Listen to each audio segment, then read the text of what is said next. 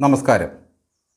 അരത്തൊണ്ടു കള്ളും തന്ന് അരമുറിക്കരിക്കും തന്ന് നേരം പോയ നേരത്തും കൊല കൊല്ലിണിയോ എന്നൊരു പാട്ട് നമ്മുടെ വയലേലകളിലും വരമ്പിലും മുഴങ്ങിയിരുന്നു ഒരു കാലത്ത്.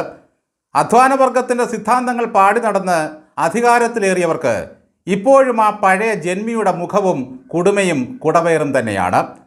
ഇത്തിരി കൊടുത്ത് ഒത്തിരി പറഞ്ഞു നടക്കുക. എന്തെങ്കിലും പാവം പിടിച്ച മനുഷ്യന് 1.5 ചക്രത്തിൻ്റെ കിറ്റ് കൊടുത്ത് ആ പഴംതുണിയുടെ മുകളിൽ അന്നദാതാവിൻ്റെ പേരും പടവും കൊടുക്കണം. ഫേസ്ബുക്കിലും പത്രങ്ങളിലും അതിൻ്റെ പടമിടണം, റീൽസ് ഇടണം. കണ്ടോ ഞങ്ങളുടെ കരുതലും കാരുണ്യവും. ഒരു കായസഞ്ചിയിൽ എന്തൊക്കെയോ നിറച്ച് ഒരു പാവം അംഗപരിമിതന് നൽകിയ ശേഷം അയാളുടെ പടമെടുത്ത് ഫേസ്ബുക്കിലിട്ട് ലൈക്കുകളും തെറികളും വാങ്ങിക്കൂട്ടിയ ഡബീളെ റഹീമിനോളം വിലയില്ലാത്ത ഒരു കമ്മി നേതാവിനെ എവിടെ കാണാൻ കിട്ടും? ഒരിക്കലും കുന്തത്തിൽ നിന്നിറങ്ങാത്ത ഒരു ലുട്ടാപ്പിയുടെ ചിന്തയും പ്രവൃത്തികളുമാണ് ഈ അഖിലേന്ത്യാ നേതാവിനെ നയിക്കുന്നത്. കേരള സർക്കാരിൻ്റെ പാരിതോഷികമായ ഓണക്കിറ്റ് കയ്യിൽ കൊടുത്ത് ഒരു പാവം മനുഷ്യൻ്റെ ചിത്രമെടുത്ത് FBയിലിട്ട് വല്ലാതെ പുളകം കൊള്ളുന്ന റഹീമിന് വയറ് നിറച്ച് സദ്യ ജനമങ്ങ് കൊടുത്തു. 150 ഉലുവയുടെ കിറ്റ് കൊടുത്തിട്ട് ആ പാവത്തിൻ്റെ മാനം വിറ്റ് രാഷ്ട്രീയ പ്രവർത്തനം നടത്തുന്ന പരനാറി എന്ന് പറഞ്ഞുകൊണ്ടാണ് ഒരാൾ ഈ അപമാനത്തിൽ പ്രതിഷേധം പങ്കുവയ്ക്കുന്നത്. 1/2 കിലോ മത്തി വാങ്ങിയാൽ ഇതിലും കൂടുതൽ കാണുമെന്നാണ് മറ്റൊരാൾ കമൻ്റ് ഇട്ടത്. ഉളുപ്പില്ലേ എന്നൊന്നും റഹീമിനോട് ആരും ചോദിക്കരുത്. ആ 3 അക്ഷരം എന്താണെന്ന് പോലും അയാൾക്കറിയില്ല. മാസങ്ങളോളം കുടിശ്ശികയുള്ള പെൻഷൻ 2 മാസത്തേക്ക് കൊടുത്തതിൻ്റെ ഗീർവാണം വേറെ.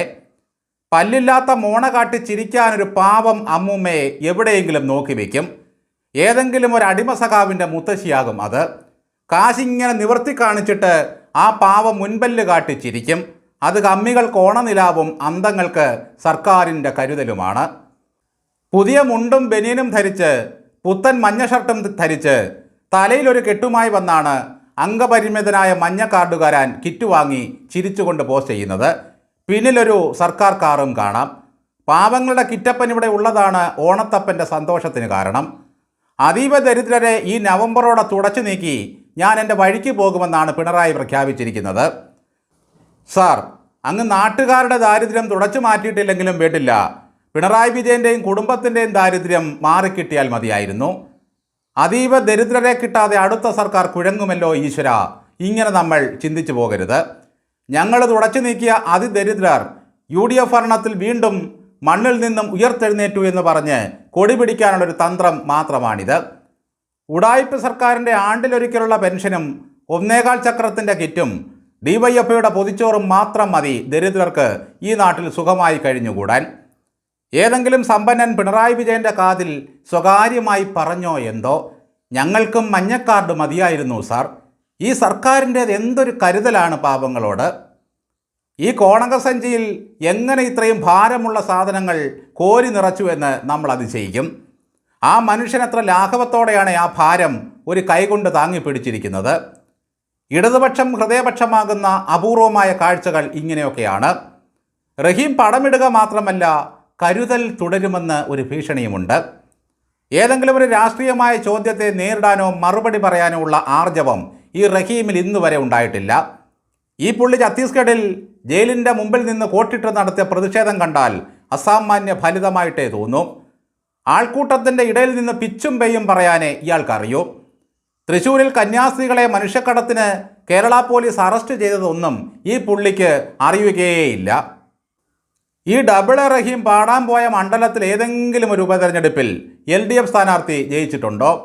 ഭൂരിപക്ഷമൊന്ന് ഉയർത്താൻ ഇദ്ദേഹത്തിന് കഴിഞ്ഞിട്ടുണ്ടോ? വടകരയിൽ ചെന്ന് നിന്ന് വിഷം, കൊട്ടും വിഷം എന്നാണ് ഷാഫിയെ വിളിച്ചത്. പക്ഷേ ഈ പനിനീരായ റഹീമിനെ ആ നാട്ടുകാർക്ക് വേണ്ട.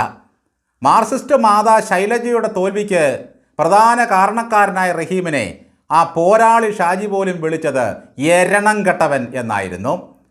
ചാനൽ ചർച്ചകളിലിരുന്ന് വീണ്ടും ചവയ്ക്കുന്ന റഹീം സ്റ്റോക്ക് തീരുമ്പോൾ ഉരുണ്ട് കളിക്കാൻ തുടങ്ങും. നോക്കൂ നോക്കൂ എന്ന് പറഞ്ഞു തുടങ്ങുമ്പോൾ തന്നെ ഓർത്തുകൊള്ളണം ക്യാപ്സൂളുകൾ തീർന്നുവെന്ന്. 2 വരി കടമനിട്ട കവിത ചൊല്ലാൻ രാജ്യസഭയിൽ ചെന്ന് 2 മിനിറ്റ് ഇരുന്ന് ചോദിച്ച റഹീമാണ് നമ്മുടെ മലയാള ഭാഷയുടെയും സാഹിത്യത്തിൻ്റെയും കവിതയുടെയും രക്ഷകൻ. 1/2 കിലോ കടികൊള്ളാത്ത പയറും 100 ഗ്രാമിൻ്റെ കുണ്ടി നീറുന്ന മുളക് പൊടിയും പെരിഞ്ജീരകവും തുവരയും ഒരു കിറ്റിലാക്കി കൊടുത്തിട്ട് പാവങ്ങളെ ഉദ്ധരിച്ചതിൻ്റെ പടമിട്ട് പുളകം കൊള്ളുന്ന റഹീം നല്ലൊരു മനുഷ്യനാണ്. ഇപ്പോഴും സുരേഷ് ഗോപി അദ്ദേഹം വിളിക്കുന്നത് മുന്നേ എന്നാണ്.